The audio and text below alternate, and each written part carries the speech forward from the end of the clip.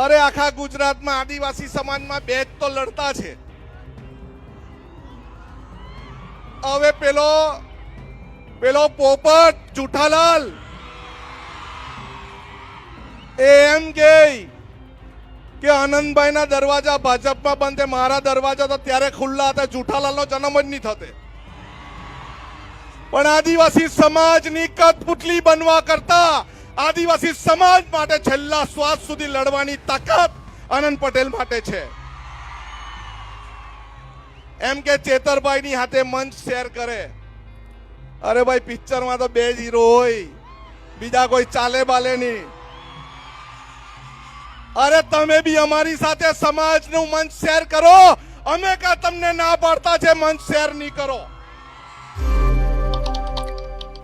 ધવલ પટેલ સતત એવા આક્ષેપો કરે છે કે ચેતર વસાવા અને અનંત પટેલ સાથે મળી અને આદિવાસીઓને ગુમરાહ કરે છે, સાથે મળી અને ક્યાંક ને ક્યાંક એક સ્ટેજ શેર કરે છે.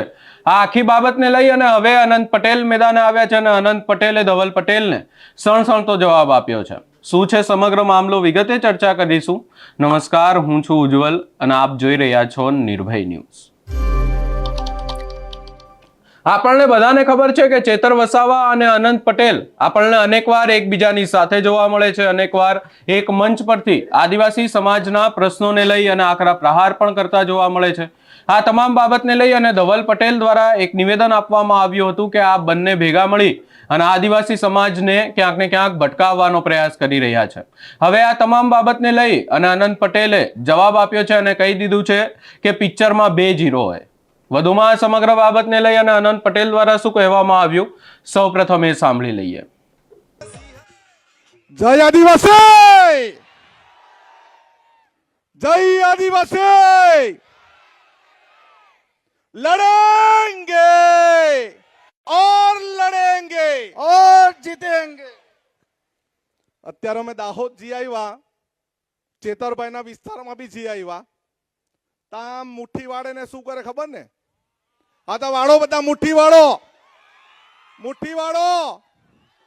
હવે મોળા પર નાખો.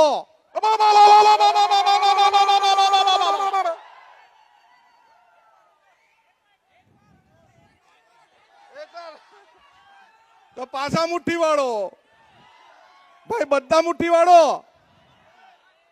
હવે લાગો જોરમાં.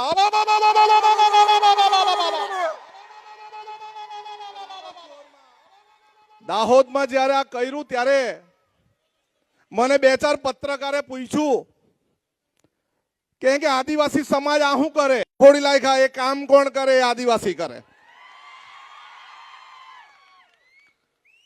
પહેલે તો આદિવાસી સમાજના સાંસ્કૃતિક કાર્યક્રમ માટે ગામના સરપંચ વિપુલભાઈ, અજયભાઈ, કુંજનભાઈ, તમામ આગેવાનોને ખૂબ ખૂબ અભિનંદન. લગભગ અમે ડિસેમ્બર મહિનાથી આ કાર્યક્રમ કરવાની વાત ચાલુ હતી અને આજે આ કાર્યક્રમ પૂરો પાડ્યો. આપણા સૌના આદરણીય એવા મોહનભાઈ, આપણા સૌના આદરણીય એવા ચેતરભાઈ, પ્રદીપભાઈ મહેતા સાહેબ, તમામ આગેવાનશ્રીઓ, કલ્પેશભાઈ, રમેશભાઈ, ડોક્ટર નીરવભાઈ અને તમામ યુવા દોસ્તો, મિત્રો. લગભગ મહુવામાં અત્યારે અન્ય સમાજના લોકોનો આતંક ચાલે છે એવું લાગે. ચાલે છે ને?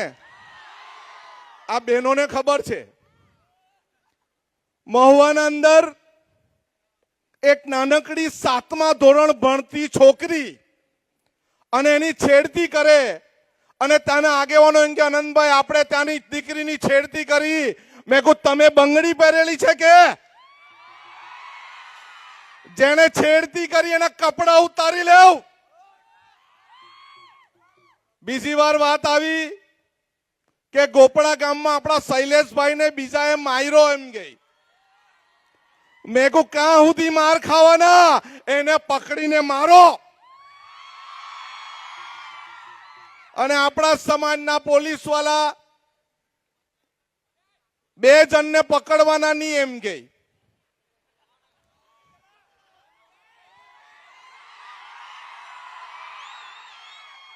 આદિવાસી સમાજના પ્રમાણપત્ર પર તમે પોલીસ બનો છો, આદિવાસી સમાજનું નામ તમે બદનામ કરો છો, અને પેલા બેને તમારાથી પકડાતું નથી, તમારું પોલીસ સ્ટેશન અમે ઘેરી લેશું. અને પોલીસ સ્ટેશન ઘેરવા પહેલા 2 જણા પકડાઈ ગયા. આ માત્ર આનંદ પટેલની તાકાત નથી, આદિવાસી સમાજની તાકાત છે. અને અત્યારે કાંકરિયામાં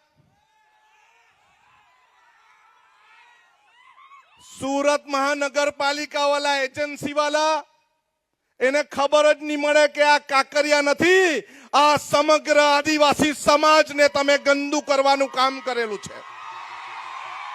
અમે ત્યાંના મ્યુનિસિપલ કમિશનરને કીધું કે જો તમે આ જો કચરો ઉઠાવશો નહીં તો અમે તમારી કચેરી પર આવતા અમને વાર નહીં લાગે. દરેક સમાજ, આપણા લોકો દરેકને દૂધ અહીંથી સુરત વાળાને મોકલીએ, સારી હવા, આબોહવા, જંગલ આપણે એમને મોકલીએ, આપણે આપણા વિસ્તારનું પાણી એમને મોકલીએ, અને એ આપણને શું મોકલે? ગંદો કચરો. આ સહન થાય આપણાથી? આ સહન થાય? આ સહન થાય? તો આ કાંકરિયાની લડાઈ માત્ર અજયભાઈ અને સરપંચ અને ગામના લોકોની નથી, આ તમારી ને મારી ફરજ છે. આપણી જળ જંગલ જમીન બચાવવાનું, એને પ્રદૂષિત થતું બચાવવાનું કામ આપણું છે. કેટલાક લોકો ભાગલા પાડતા હશે, પરંતુ મોહનભાઈ જેવા બીજેપીના ધારાસભ્ય બી નીકળવા જોઈએ, જે અમારી હાથે આવીને બેહીને વાત કરે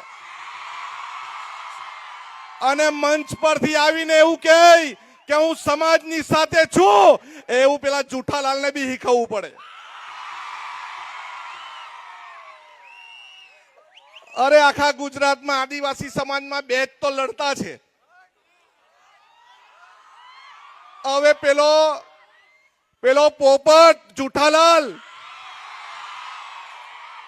એમ કે આનંદભાઈના દરવાજા ભાજપમાં બંધ છે, મારા દરવાજા તો ત્યારે ખુલ્લા હતા, જુઠાલાલનો જન્મ જ નહીં થતે. પણ આદિવાસી સમાજની કઠપુતલી બનવા કરતા આદિવાસી સમાજ માટે છેલ્લા શ્વાસ સુધી લડવાની તાકાત આનંદ પટેલ માટે છે. એમ કે ચેતરભાઈની હાથે મંચ શેર કરે. અરે ભાઈ, પિક્ચરમાં તો 2 જ હીરો હોય, બીજા કોઈ ચાલે બાલે નહીં. અરે તમે બી અમારી સાથે સમાજનું મંચ શેર કરો. અમે કા તમને ના પાડતા છે મંચ શેર નહીં કરો? અમારી જેમ પાર તાપી નર્મદા રિવર લિંકની લડાઈમાં કદમથી કદમ મિલાવીને ચાલો, અમે તમને લાલ ચાચમ બિછાવીએ.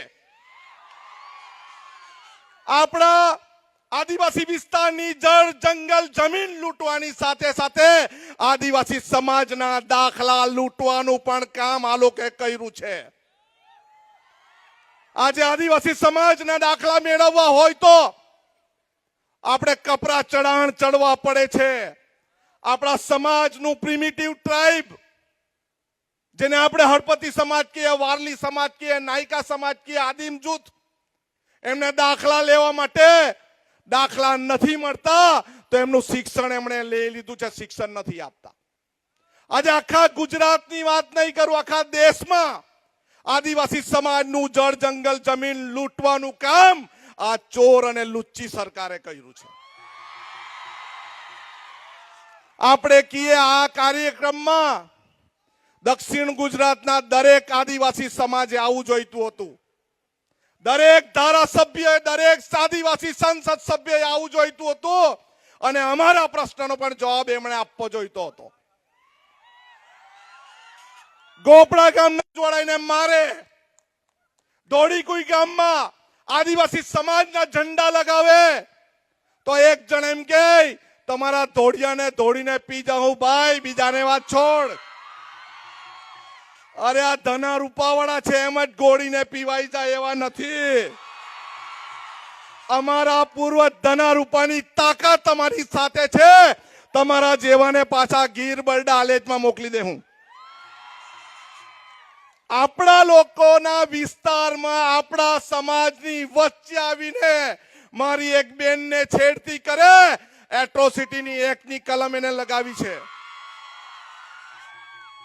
આપણને દરેક રીતે છૂટા કરવાનું ષડયંત્ર લોકો કરી રહ્યા છે. એ પરપ્રાંતિ સમાજ હોય કે અન્ય સમાજ હોય, મોહનભાઈને કહે તમે તો દોડિયા, ચેતરભાઈને કહે તમે તો વસાવા, કુંજનભાઈને કહે તમે કુકણા, તમે ગામિત, તમે વારલી, તમે આદિમ જૂથ, તમે હળપતિ નાયકા સમાજ કહેશે. પરંતુ આપણે કોણ છે એ યાદ રાખવાની જરૂર છે. આપણે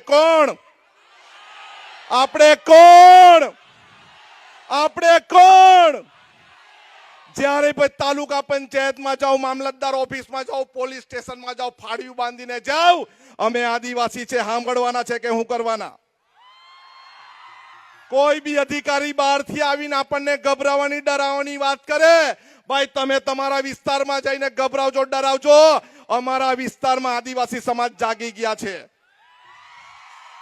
અને આપણે ખાલી આદિવાસી સમાજ નું અભિમાન ગર્વ લેવા માટે નથી.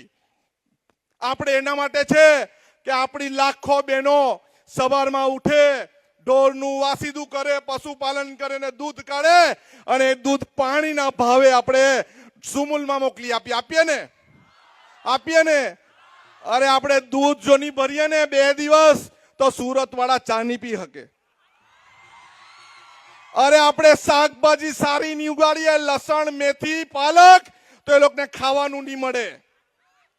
આપણે જો ડાંગર નહીં ઉગાડીએ તો એ લોકોને ભાત ખાવાના પણ ફાફા પડી જાય. એ કઈ દૂરથી લાવતા નથી, એને જમીનમાં નાખવું પડે.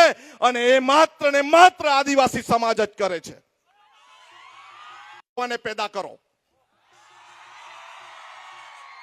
પછી ની ગાંઠે તો અમે તો તૈયાર જ છે પિક્ચર જોવા માટેની.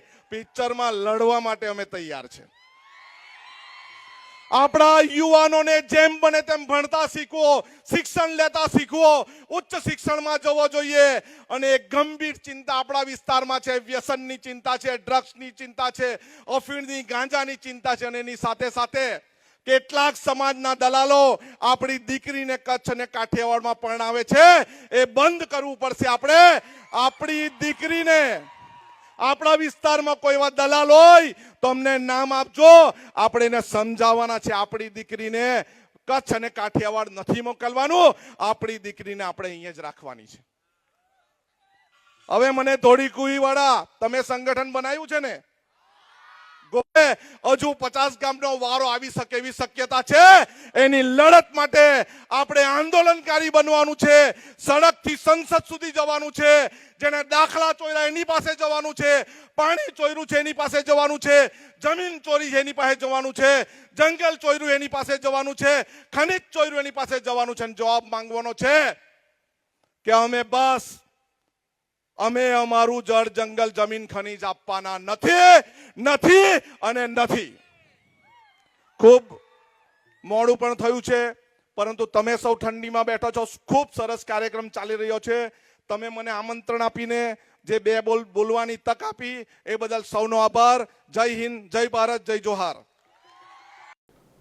અહીંયા આનંદ પટેલ દ્વારા સ્પષ્ટ એવું કહી દેવામાં આવ્યું છે કે અમે આદિવાસી સમાજના લોકોની વાતો કરીએ, આદિવાસી સમાજના જે હક છે, જે અધિકારો છે એમને લઈ અને જળ, જમીન, જંગલનો પ્રશ્ન હોય કે પછી કોઈ પણ પ્રશ્ન હોય એ વાતને લઈ અને આંદોલનો કરીએ. એટલે ક્યાંક ને ક્યાંક ભાજપના નેતાઓને જોવાતું નથી. અમે ભાજપના ધવલ પટેલને અહીંયા ક્યાંક ને ક્યાંક અનંત પટેલ સ્પષ્ટ કહેતા જોવા મળ્યા કે તમે પણ અમારી સાથે આવી જાઓ, અમને કોઈ જ વાંધો નથી. આ સમગ્ર બાબતે આપનો શું અભિપ્રાય છે એ અમને કમેન્ટ કરી જરૂર જણાવશો. અમારી ચેનલ નિર્ભય ન્યૂઝને લાઇક, શેર, સબસ્ક્રાઇબ કરવાનું ભૂલશો નહીં.